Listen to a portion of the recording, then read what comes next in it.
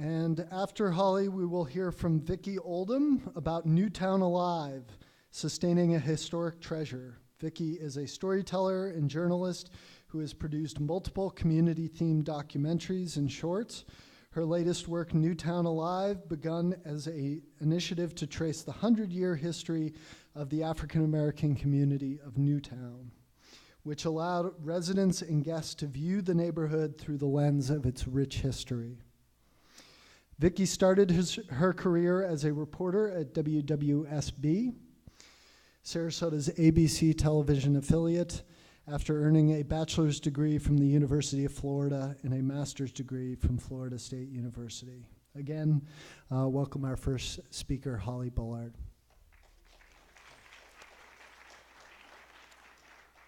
Hi everyone, thank you so much for having me and United Way Suncoast at your event today. And I know today is all about sustainability, and what we're going to talk about today from my perspective is financial sustainability. And you'll see really the interplay of transportation. I heard a lot about that, transportation, environment, and also really the key around energy and utilities for our low to moderate income families in Sarasota.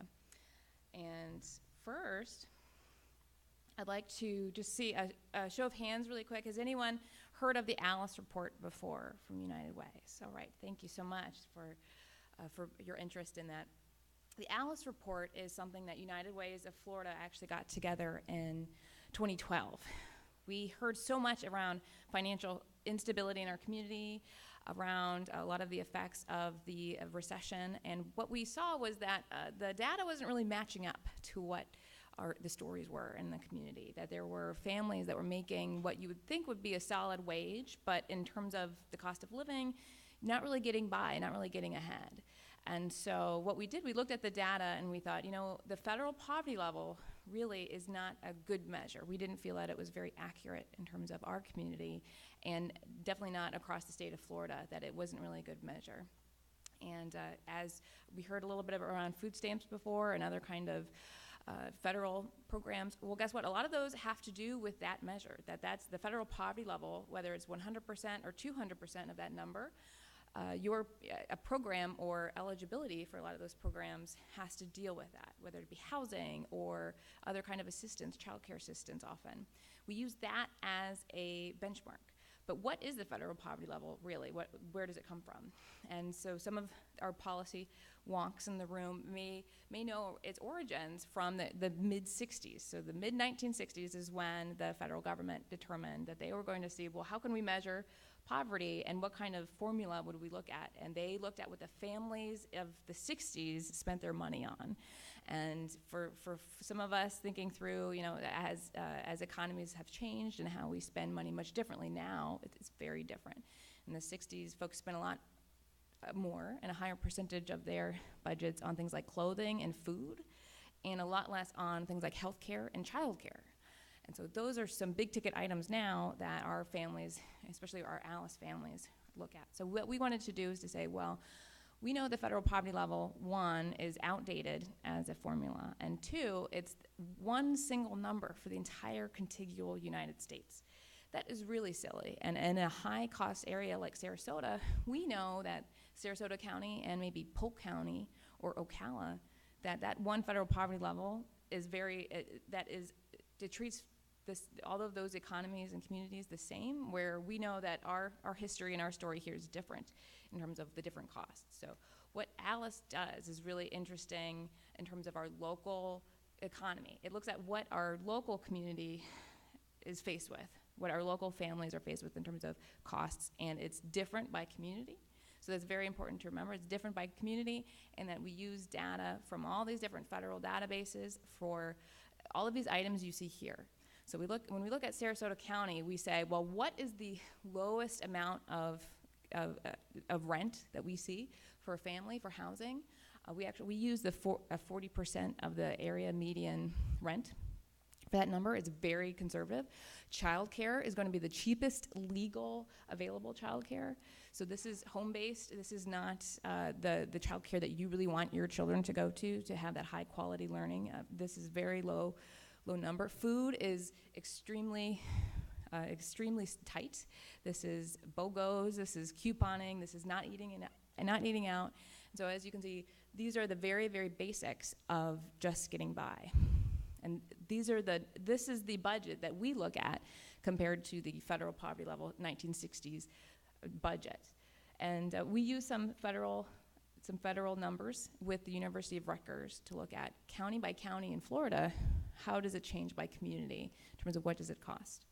Now, very importantly, there's lots of things missing from this, right? In terms of a family thinking through building assets for your family, investing in education, investing in a home, down payment. Where is their savings in this budget? Where is their payment for tutoring for your kids, investment in your own education? It's not here. This is very much the basic, and everything above that, that's where you can start to save or invest. This is a very basic ALICE budget. Now, ALICE is an acronym. It's a name for sure, and that's why we are very conscious that it's a name, because we all know ALICE, but it's also an acronym. It stands for Asset Limited, Income Constrained, and Employed. So what we found in Sarasota County, and you can see that this is very, very minimal. This is a very minimal budget in terms of a family of 4 especially. 2 adults, 1 infant, 1 preschooler. $960 for housing. Where are you going to find that in Sarasota County? That's the most minimal piece. So even regarding that this is such a very minimal budget, we still find that that a large percentage of Sarasota County falls within what we call the ALICE threshold. They fall underneath this income level. And so for a family of 4, that's $56,520 in Sarasota County. And very importantly, the child care number here, $1,153, that is more than rent for that family, and in every single county in Florida, child care is more than rent in our counties, and that's one of our critical issues that we see. So trends in Sarasota. Since 2007 to 2015, you see a growth in our households. And then across this report, the yellow dots are absolute number of households. So the absolute number versus percentage in the blue. The middle blue is our ALICE families. Those ALICE meaning that they live above the federal poverty level, which is the dark blue, but still beneath that critical number where they're actually getting enough to get by in our community. You can see that we're getting better, but we're not quite back to pre-recession levels in our community. And importantly, 33% of Sarasota County residents live beneath the ALICE threshold, meaning 1 in 3 families don't make enough to invest or save or to get ahead. And so importantly, I think of income as what you need to get by day to day. But assets, that asset limited of ALICE, that AL and ALICE is really critical. Assets are what you need to get ahead, to invest, to build over time. And this means that 1 in 3 of our families don't make enough to build any assets to move their family further along the prosperity ladder. So how do we compare to the rest of the state? ALICE is great because this is apples to apples. We're not using an arbitrary number like the federal poverty level. We're actually looking locally, what does it cost here? And you can actually compare us to not only us, but other states, Florida, and you compare county by county. So you can see the change from 2007 to 2015 in different communities. And Sarasota County is one that we've improved slightly since the recession. But you see some other areas like Miami and Orlando, where actually it's a increase in ALICE from different immigration forces, lots of different demographic forces. I'm going to move pretty quickly through some data and have some questions later. You can see each community is differently, and each of our counties has gone through the recession in different ways. In Sarasota, we've improved in total families to 33%, but other areas are not so lucky, like Pinellas County, which has actually increased their poverty rate. Even more minute, right? You can look even more granularly into our communities. So you see that in somewhere like the Sarasota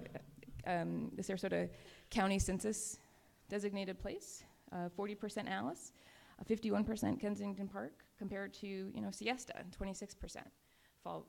So still 26% fall beneath the ALICE threshold there. I'm very grateful to Sarasota County folks because they helped in terms of mapping this, because every time I show those numbers before, it's always nice to have a visual. Granted, these are very small words, and I apologize, but just to see the visual of where Alice is, and it does track poverty rate, but just to know that there's more families there who are working, sometimes 2-3 jobs, just as folks sometimes in poverty are also doing that, but that it's still day-to-day 1 in 3 of our residents. Different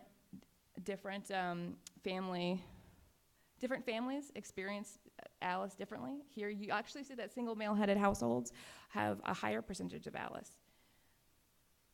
And my last point that I'd like to make is really around looking deeper at our data, that Sarasota County itself is getting better. We're also getting more diverse. So you see Sarasota County from 1990 to 2014, we're becoming a more diverse population. But that actually, when you look at who's being affected by the economy and who's doing better, actually, even though Sarasota County, we have a lower Alice percentage than Pinellas County and some other counties, you see that the discrepancy between our communities, between our African American communities, Asian communities, Hispanic, that the gap, the discrepancy between them is broader, is wider than Pinellas County. Pasco County is fairly equitable. So the inequities that we see are really only uncovered when we disaggregate and look deeper into our data, and that's something that United Way is really adamant about. We'd love to share more data. We have lots of information, and any of this you all can share. We'd love to work with our community partners on mapping Alice and our economic data.